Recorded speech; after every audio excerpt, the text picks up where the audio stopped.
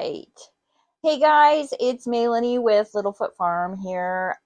Second go around trying to get this video done. Yesterday I did it and no sound. So I am just going to give you a little adjustment. There we go. I hope you can hear me all right. So I candled the eggs the other day. Well, not the other day. Last night, day 10. And this is what we ended up with.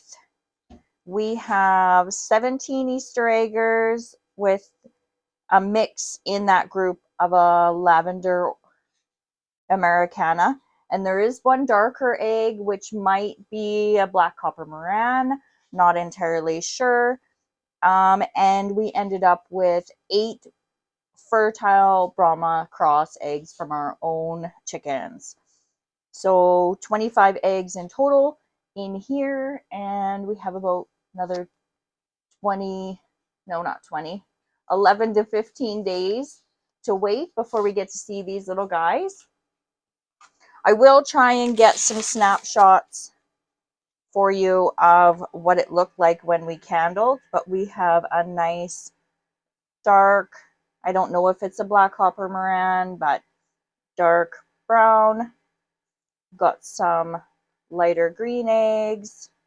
I believe it was the lightest of the green eggs, maybe a blue, that there was 2 that were no good. So yeah, that is going on. I've done some adjustments to our water drip system. It has been our biggest challenge with this incubator. I love the incubator all around. It keeps the temperature really good. It keeps the humidity, but it's the whole manual bit of when it needs water. It just alarms, which we know there's no automatic water. But to get it on a slow drip so it constantly can just be given a little bit more. Oh, it's in a turn right now.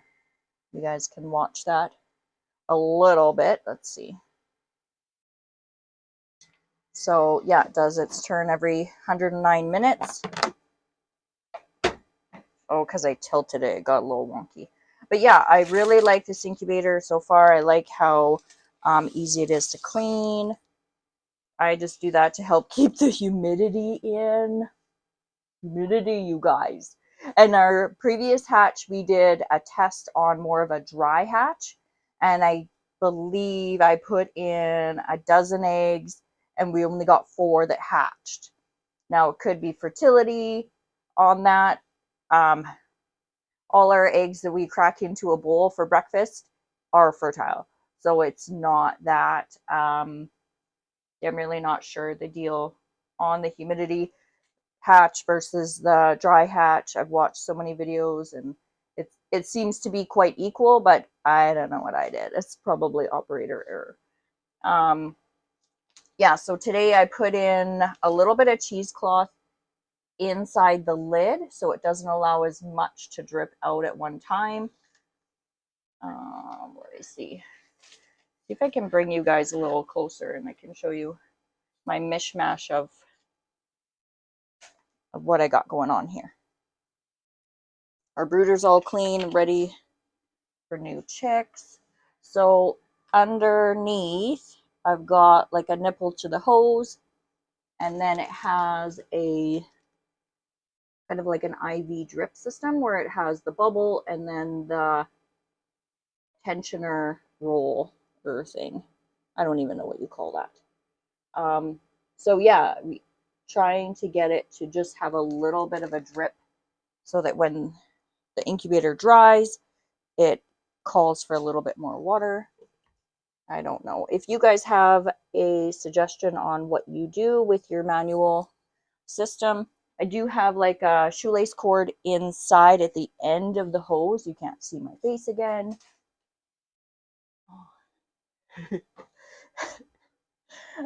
Yeah, so at the end of the hose, I have a bit of a string.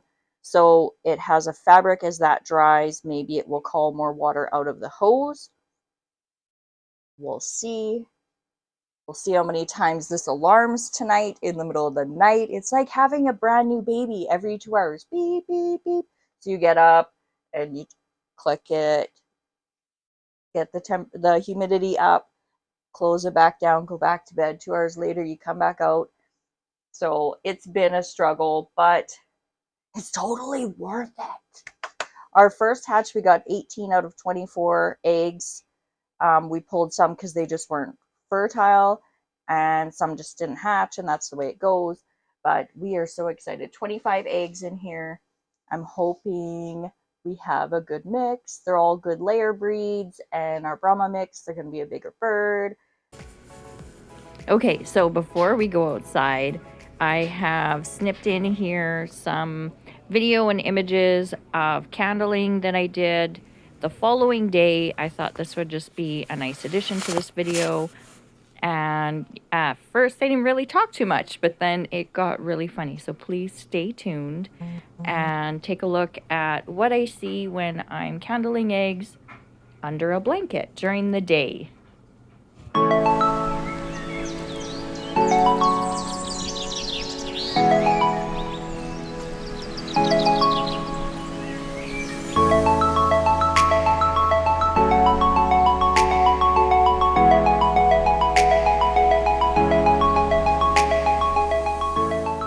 Oh my goodness, as I'm editing this, I'm just giggling to myself. It's like, you know when you're little and you make that fort in your room under the blanket and you're just entertaining yourself? Well, it looks like I did this for quite a while before I even spoke at all. So my apologies. I did cut about half a video out already, but I just really wanted you guys to see what we're looking for in here. So please have patience. I'm sure that I do start to speak soon in the video.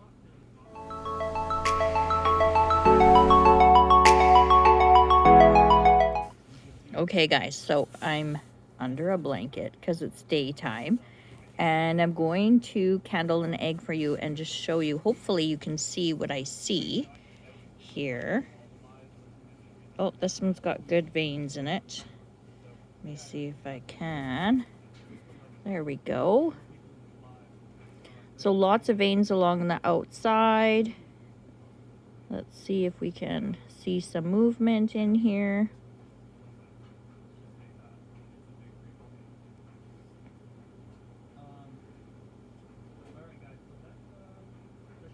Let's see while I turn it. I try to do this at night for ourselves, but I always forget by the time we start winding down for the evening.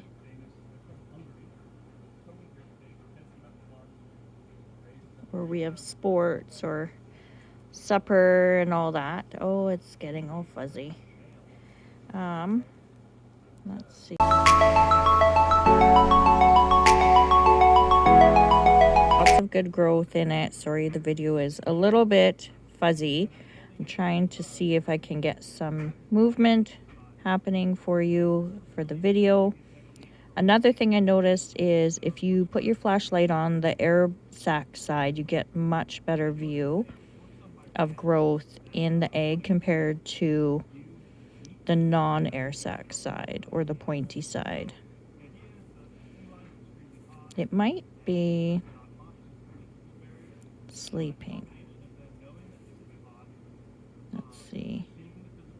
Oh yeah, there's a little bit of movement there, but I'm not sure if you'll catch it on the video. I will try for another one. I'll go find another one and see if there's one that's a lot more active. I can see it. I don't know if you can. It's really hard to focus in here. Pick that focus point up. There we go. So that dark part there to the left of my pencil mark is the embryo just moving around a little bit. So cool. So cool.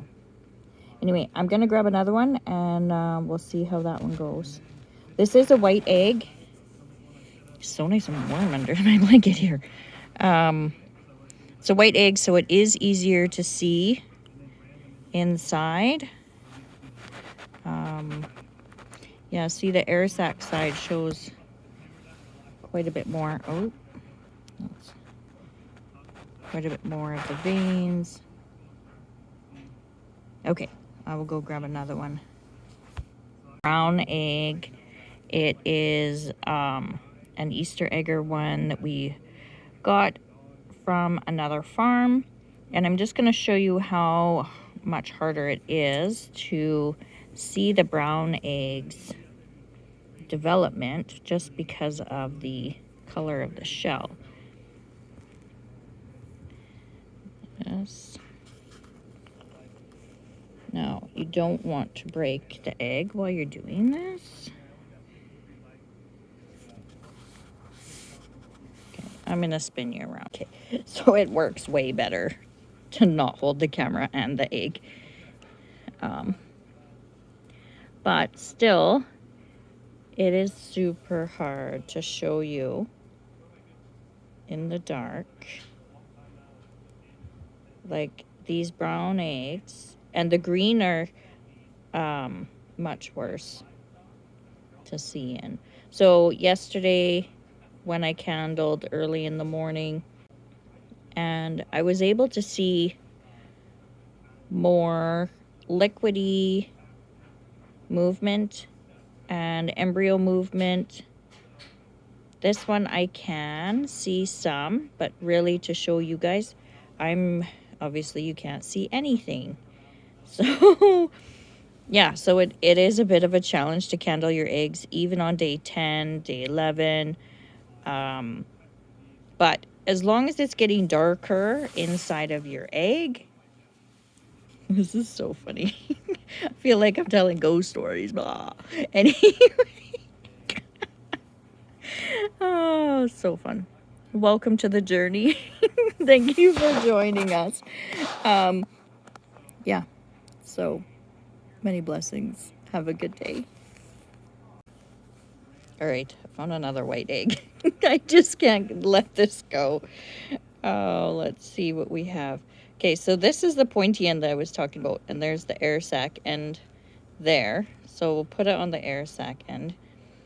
And yeah, I think you'll be able to see better if there's movement in this one. There's definitely an embryo in there, even though it looks super clear on this side that I'm showing you. There's my X. But as we rotate,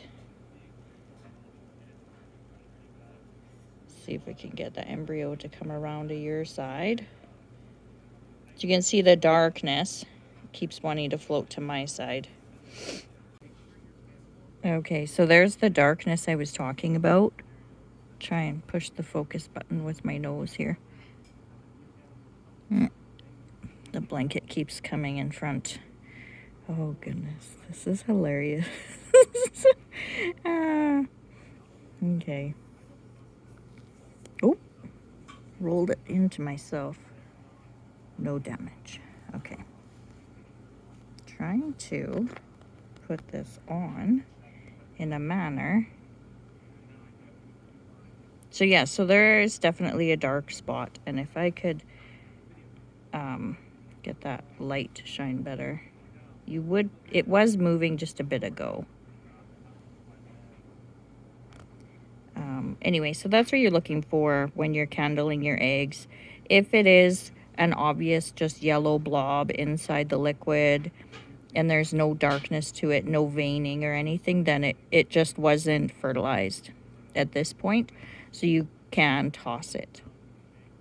Anything that looks like it's got growth, that doesn't have the death circle of blood, I just leave in until the end.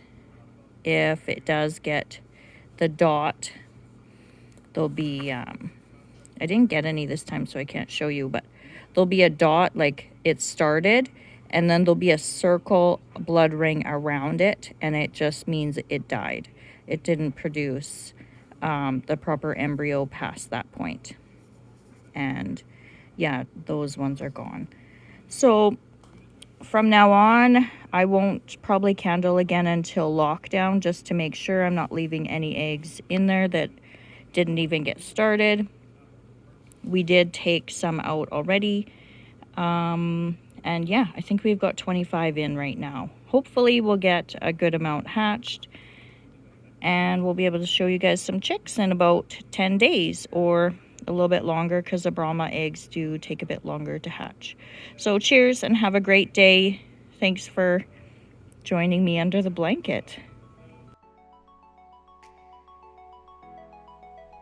Thank you for following along and subscribing.